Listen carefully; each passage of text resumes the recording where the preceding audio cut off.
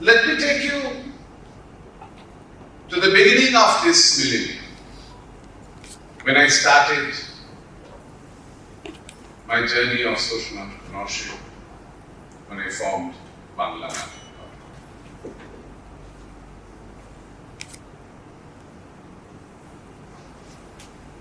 At the very beginning, I wanted to find out in this new journey in 2000, what causes poverty and can we do anything about it? I chose about 6-7 states in India, roamed around, did a detailed research, and what was interestingly observed, that villages where you have agriculture or industry are not poor. But the villages which neither has agriculture nor has industry are poor. Now, from that, a question came to my mind. Is lack of skill a reason for poverty? Because there might be thousands of reasons, but I wanted to check on that. And when you talk of skill, the urban educated people have a tendency to see everything from the urban educated angle. Whereas in my IIT days, a very simple thing was told, do a work study. So I started living with the villages. It was clearly observed that poverty and marginalization go hand in hand. And when both things merge, the impact is unbelievable. People actually lose their confidence as human beings. So in that setup, rather than thinking of imposing anything from outside, I wanted to explore, what do they have? Do they have any skill? Again, another element came up, that is, most of these villages, or I would say many of these villages, people actually have traditional art and culture. But that's their passion. And they were all bracketed as unskilled daily labor, pulling van rickshaw, doing menial jobs, was their profession. Whereas their passion was their traditional art and culture. So my story is all about, and my journey is all about, to explore, can traditional art and culture be a vehicle for poverty elimination? Let me show you a few photos when I started that time. And another very important point I have to mention, that see, this sort of seating arrangement is good for people who have gone to school. But most of these people were illiterates. So they were not accustomed with this type of teaching methods. So we had to adopt theatre-based training tools. Because theatre-based games are fantastic tools actually to communicate, to train, as well as to do social research. And so that's why that's another very important part and parcel of our work, where we apply theatre-based methodology. And when we started this experiment, which we call Art for Life, that is, can traditional art and culture be a tool for development of people, addressing poverty, addressing social inclusion. There are, first itself, when we were doing our first thing is building capacity of the people. That's very important. Like all of us, we have built capacity to do our job. Even in art and culture, we need to build capacity. But here, we have to remember, it's a traditional art and culture. So that means masters cannot be from outside. Masters have to be from inside. So that's a very important component. At the same time, they cannot be masters for the entire part. So they can be a very good master for their heritage component part. That means it is also important to identify what is that heritage component within the traditional art form. Because it's usual, it's normal that during life, with time changes, society changes, choice changes, market changes. So automatically, we have to keep the heritage intact and look for diversification. So when we talk of capacity building, that's the time we actually try to see. I'm just showing you now, that's the time the position in many of the villages. And this is different art forms, and what was the situation like this. This is where you see that this is the usual situation in a village where we have just started at that time. What we see in this 23 years, we see, yes, art and culture is certainly a tool for them. It is a skill which has many aspects. So build capacity, link them directly to the market. Directly is a very important. Thirdly, do a lot of exchange collaboration. That's what we did. Because exchange collaboration gives the pride, the recognition. Imagine a marginalized village, quote unquote, when an international artist comes, then even the neighbor who ignored it, they actually feel something must be there for which he or she has come. And the fourth one we planted is village festival. Everything we did not do at the same time. First we started building capacity, then building the direct market. And what is market? Market is everywhere. The local festival is a market. Going national, coming to Kolkata, going international, everything is market. And art form is not one. For handicraft, there is one type of market. For performing art, there is one type. Within performing art, music and dance are different markets. And third important component is visual. It is both handicraft as well as it is a performing. Because storytelling is part of the visual art form in Bengal, let's say Bhattacharya. So that's why when we think of this, one of the main key areas we say that traditional art and culture needs to be safeguarded. If I make this, if this doesn't earn me any economic benefit or recognition or pride, I might continue, but my next generation will not. But if the reverse happens, it gives me economic benefit as well as pride, then my next generation for sure will do it. I don't need to tell. So then art form gets safeguarded by the community themselves. So organizations like us, people like us, whoever wants to do, is basically the fundamental role is of a catalyst. Active catalyst role is to ensure that they get these opportunities. That's why exchange and collaboration is a very important part because this brings pride and recognition. In 23 years, what we see? We see very interestingly traditional knowledge safeguarded, diversified product.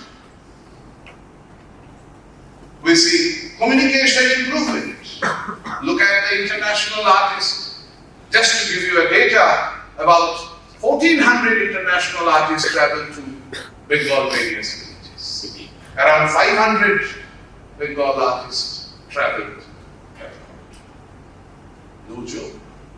This is a fantastic. And they did not go to the Bengali or Indian diaspora program. They actually went to all world music festivals or global fairs because they require quality. At the same time, they require diversity. So celebration of diversity and pluralism is a very important component of the traditional art and culture of the world. It is not only of Bengal or of India, but of the world. And I think that's very important that we have the power in this. Village evolves as a destination. What we have seen, that once you do 2-3 times the festival calendarized, then the festival, actually the village evolves as a destination. You must be aware of a term now called experiential tourism. Actually that evolves from there. When you go there, you actually can experience the cultural expression. If you bring an artist here, that will be a representation. There is a difference between an expression and a representation. I think that's a very important part. When you go there, you can actually make it. You can actually see it. You know about it because you are aware of their lifestyle. So that's why it evolves. Another very important component is increased participation of women. Very important component. Raibeshe, the photograph. Raibeshe is actually used to be a Lethel's dance. Means the Jamindars used to have the security guards is their dance. But Rai Marsh, so it's all bamboo. And now even the girls are doing it. Chow dance used to be a male-dominated dance. Now even the females are doing it. Not only that, when the training happens in villages, even the women with little kids, elderly people, as well as disabled people, everybody can. So this way, we have seen right now, just to share, in West Bengal, about 66% of the artists are women. And many of them are women there. And not only that, in 2012, the Syria Sacred Music Festival was led by a lady, Shubhadra Sharma. This year, last year, 2022 Omex, World Music Expo, the only group selected from India after so many years is a lady again, Reena Das Baul of London. So there is a fantastic women entrepreneur in Katha stage, and that is in Birbhum. Almost 400 people work with her, and that is Taj Kira again. What I wanted to bring to your notice, that see, young people are coming back, they are doing it, so art form gets safeguarded. All these things are fine. But what we see as a beat, the beat is, culture is not an expense. It is an investment. And it has a strong return on investment, a return to community.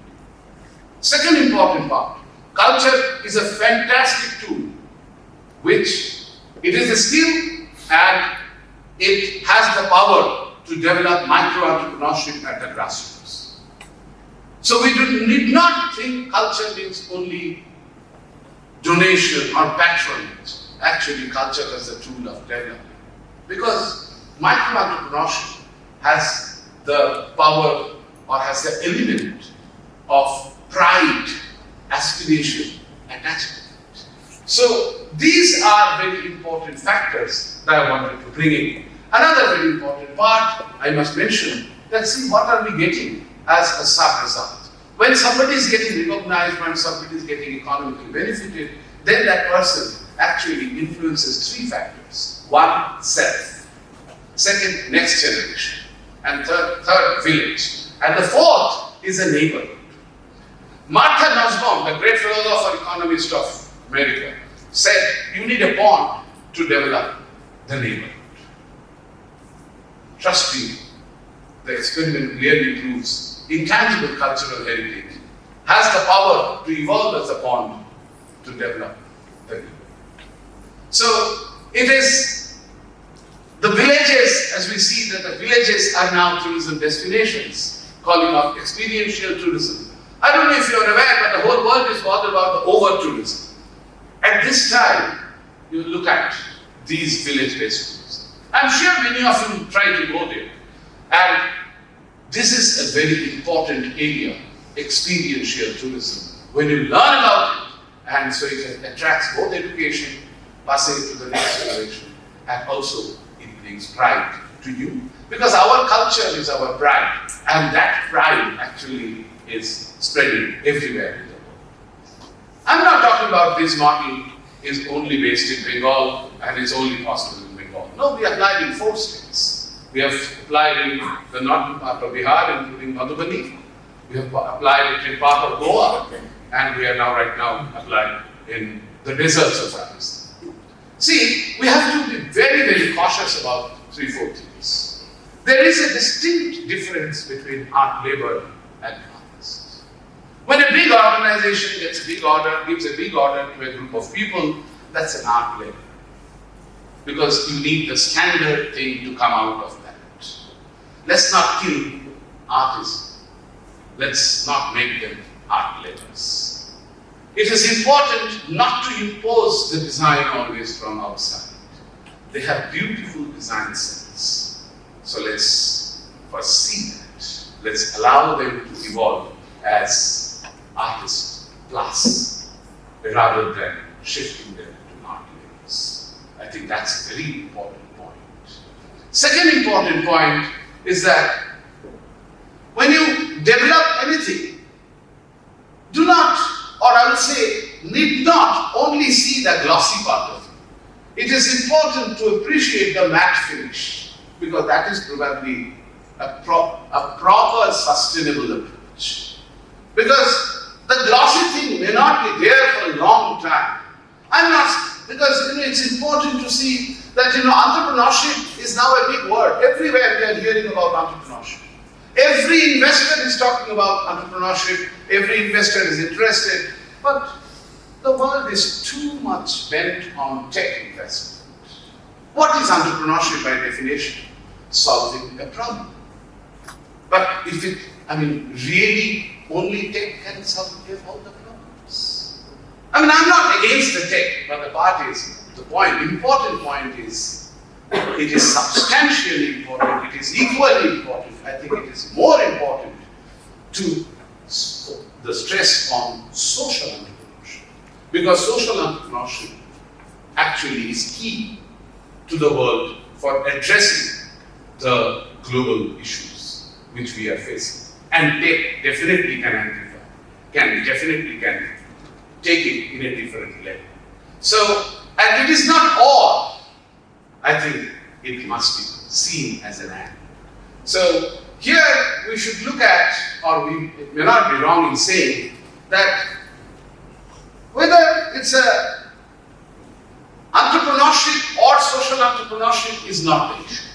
Social entrepreneurship is definitely an important element of entrepreneurship, and social progress is an important area which has to be focused, where tech can also play a fantastic role. After all, look at UPI. What a beautiful method that has come. So, when chow dance people go to Singapore for a performance, that time it actually attracts all the crowd, irrespective of language, irrespective of anything. Because this has the power to do that. When Bhattacharya is displayed anywhere, it attracts everybody, including the children who want to learn from it. Similarly, remember the first photograph of the bowls and look at the bowls where they have gone. Even the ashram in a village also sees the same thing. Even the bowls absolutely are fantastic with their families, and that's what is very important. So it's not really, it actually defies the existing myth that it's a very male stuff. So the neglected music of North Bengal, when it comes in the World Music Day, that's a celebration of people. And these are various pictures that I wanted to show, that look at how people have come up and look at the diversification of various things, what we are seeing. At the end, I must mention that it brings happiness. Culture is a fantastic tool to bring happiness. It includes diversity, equity, inclusion, and sustainability.